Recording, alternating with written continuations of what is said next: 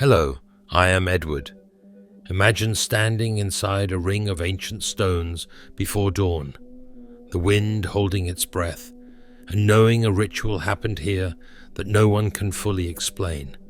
What did people do inside this circle when the first light cut across the plain?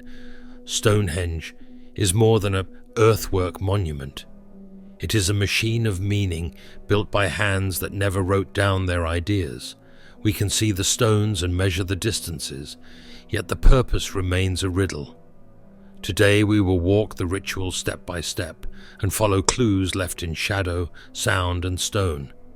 First clue: the sun chooses this place. At midsummer sunrise and midwinter sunset, the light moves through the ceremonial avenue and between the stones with deliberate precision. The heelstone stands like a marker on the horizon, turning sunrise into a doorway of light. But here is the twist: a calendar needs no megaliths. So why drag stones across rivers and hills for a task a stick in the ground could do? Second clue: the stones are not the same.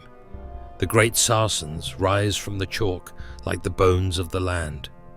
The smaller bluestones came from far away, from hills across the sea. Some believe those stones were chosen for qualities the eye cannot see. When struck, a few ring like a bell. Imagine a rite that blended light and sound, a circle that could sing. Third clue: the ground remembers the procession. Paths lead to the circle from the river and from long barrows, where the dead once rested. Picture people arriving with quiet voices, moving from water to stone, from the world of the living to the realm of ancestors. Was the rite a welcome, a farewell, or a promise? Between the two, now a question with teeth. Why build and rebuild the circle across many lifetimes? Stones were raised, moved, replaced, and shaped again. That is the signature of a living ceremony. The place did not hold one meaning. It evolved as communities learned and agreed. A ritual that survives centuries is not a single act. It is a tradition that teaches the next generation how to belong. Step inside and speak. Your voice changes. Some spots catch sound and throw it back like a whisper. The layout behaves like an instrument tuned by space.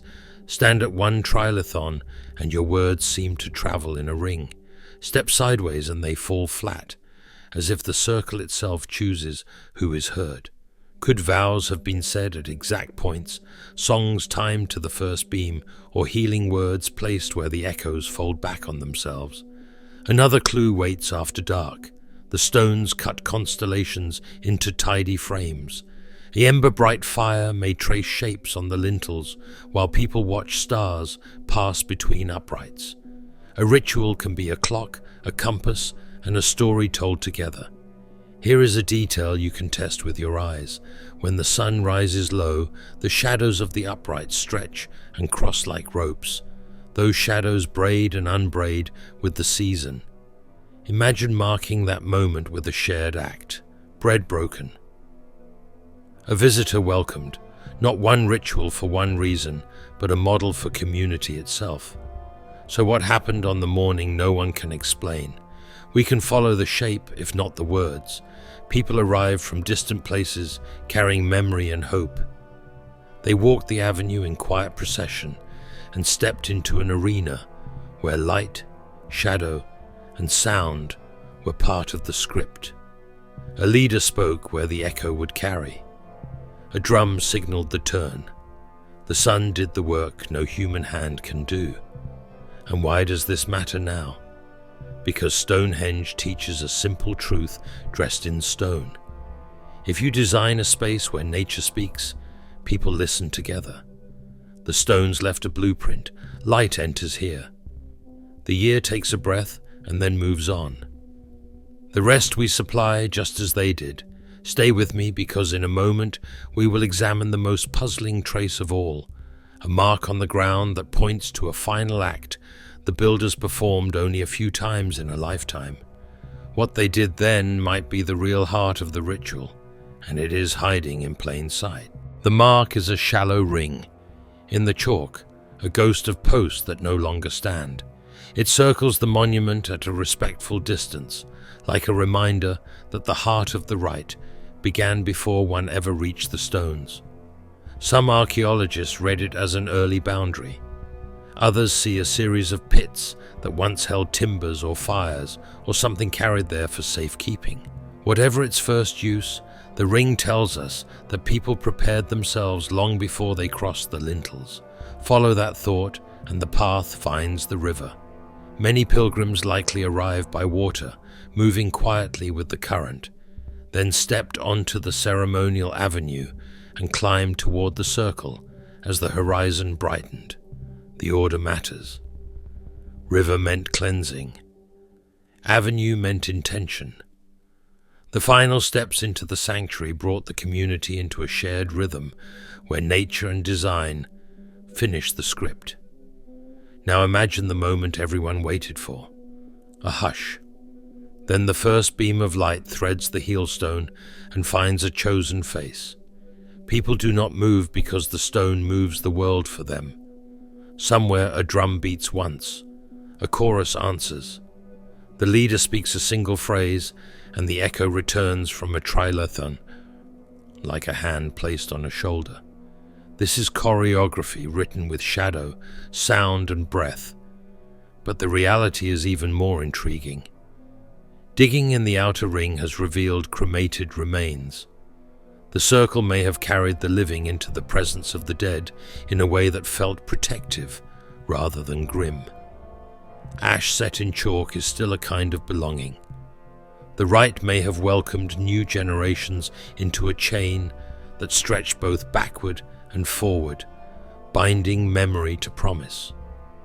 Consider the bluestones again, some ring when tapped. Others seem placed where voices gather and linger. It is not hard to picture a healing rite enacted at precise points, each stone a note, and each note a station. A child is presented to the circle. A vow for a marriage is spoken where the echo is kind. A traveler asks safe passage and leaves a token in the grass where the starlight falls between uprights. Then comes the act performed only a few times in a lifetime. A community decides to move a stone, reshape an opening, or extend the avenue to catch a light the builders had not expected to honor. That work would have demanded long planning, distant quarrying, and seasons of labor. It tells us the ritual was never frozen. Stonehenge breathed with its people. A monument that changes is not a museum. It is a teacher that updates the lesson. Pattern interrupts were everywhere because nature provides them.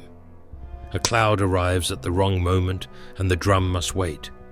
A wind gust bends the smoke and a leader shifts 2 paces to let the voice carry clean.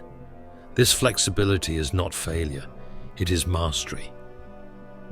The builders did not worship a single moment. They built a stage where many good moments could find them. Look to the surrounding landscape.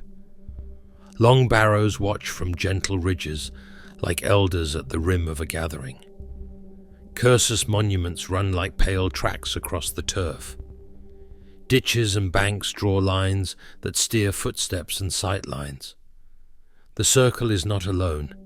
It is the center point of a wider map that told people where to walk, where to wait, and where to feel small in a way that makes one grateful to belong. Here is a quieter clue. After the main action, the crowd likely breaks into smaller groups that collect on the grass to share bread and news. Gifts are exchanged. Stories are told for children who will return as adults and stand where their parents stood.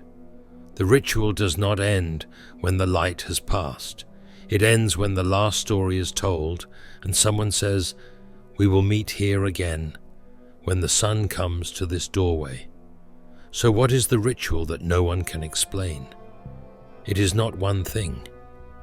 It is a braid. It ties the sun to the land, the living to the dead, the voice to the stone, the traveler to the home. the promise to the next season. And that is why you still feel something when you step inside the ring at first light. The stones are not speaking. They are listening the way they always have, waiting for people to arrive with their best attention and finish the ceremony with the simple acts that make a community endure.